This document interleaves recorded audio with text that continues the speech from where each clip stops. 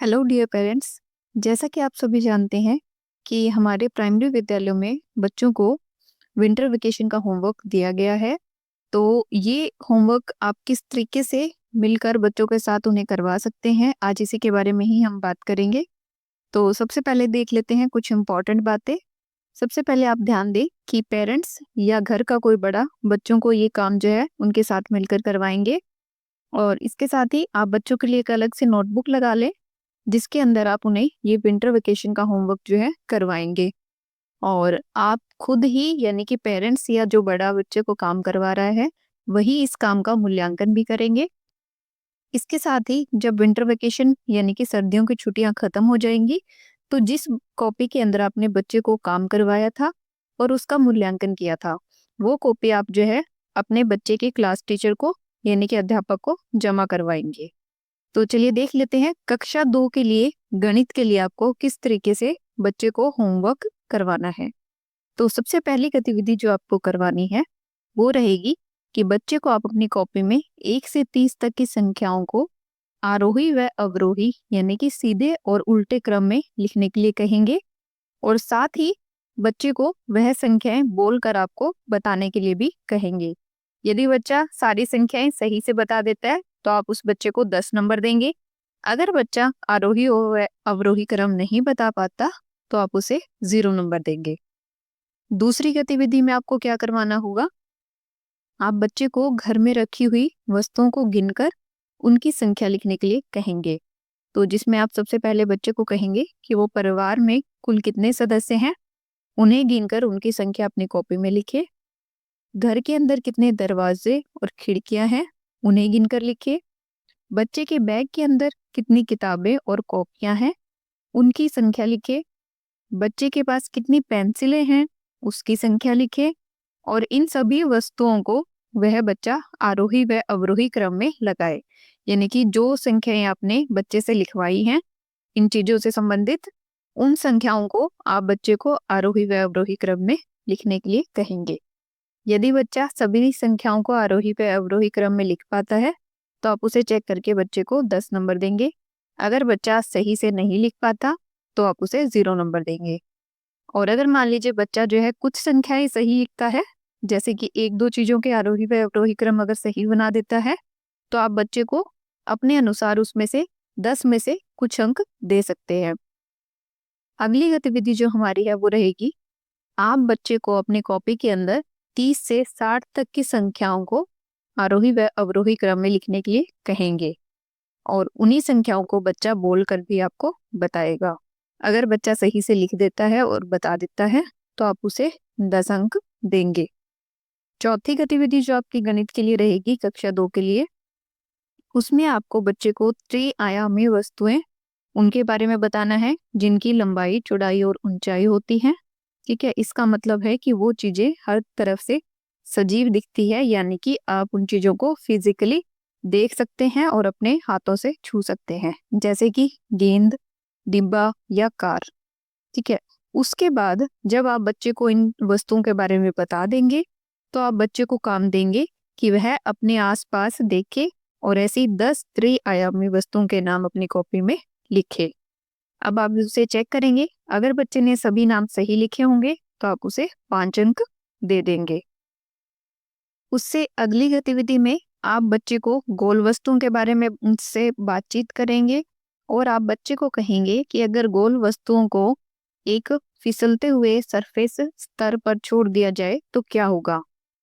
तो उसके बाद आप बच्चे को जो है अपने आसपास की वस्तुओं में से 5 गोल वस्तुओं के नाम कॉपी में लिखने को कहेंगे और उनके चित्र भी बनाने के लिए कहेंगे।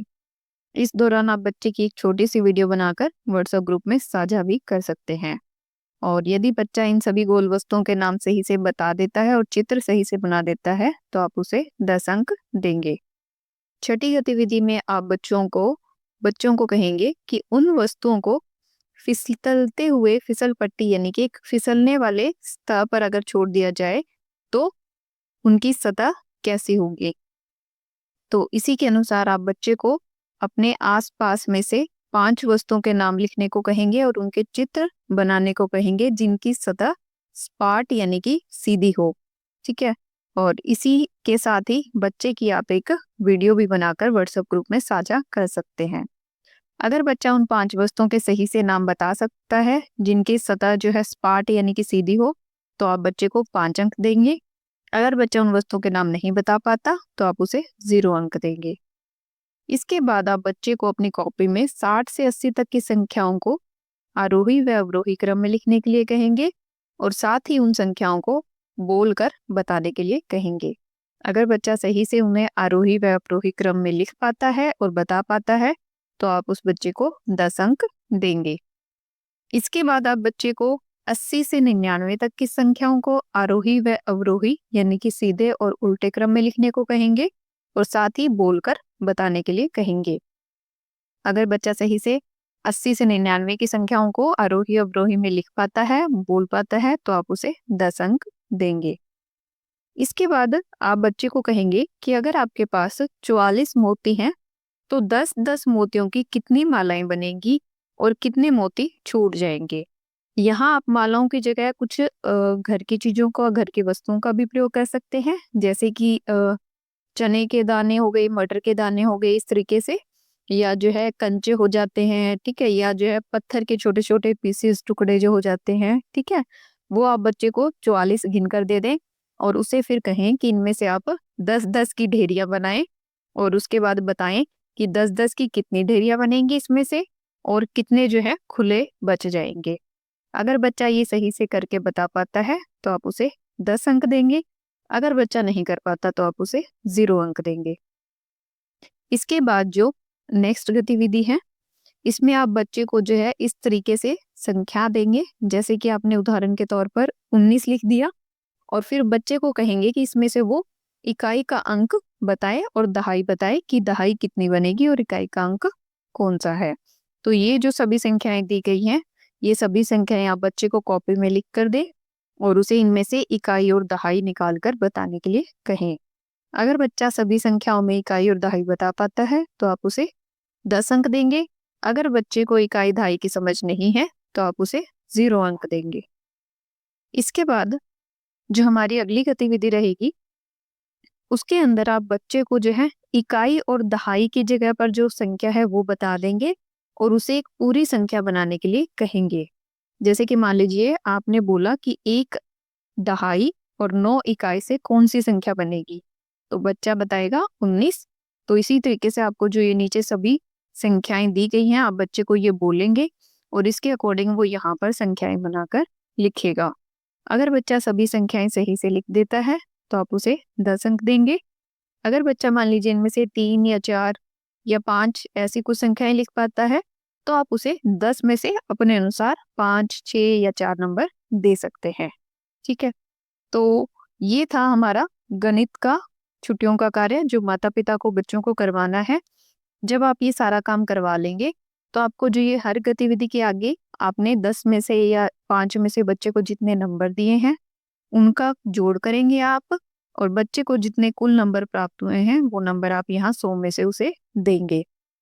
इसके साथ ही आप यहाँ माता पिता जो अपना नाम लिखेंगे और अपने हस्ताक्षर करेंगे।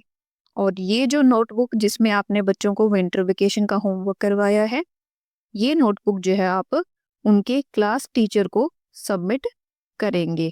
ठीक है, जैसे ही सर्दियों की छुट्टियां खत्म हो जाएंगी तो आप ये नोटबुक बच्चे के क्लास टीचर को जमा करवा देंगे। ठीक है, तो ये था कक्षा 2 का गणित का विंटर वेकेशन का होमवर्क। इसमें हमने जाना कि पेरेंट्स या घर के बड़े सदस्य जो हैं बच्चों को किस तरीके से छुट्टियों का काम करवा सकते हैं। तो उम्मीद करते हैं सभी पेरेंट्स और घर के बड़े सदस्य बच्चों को छुट्टियों का गृह कार्य करने में मदद करेंगे। तो चलिए मिलते हैं आपसे नेक्स्ट वीडियो में। Thanks for watching.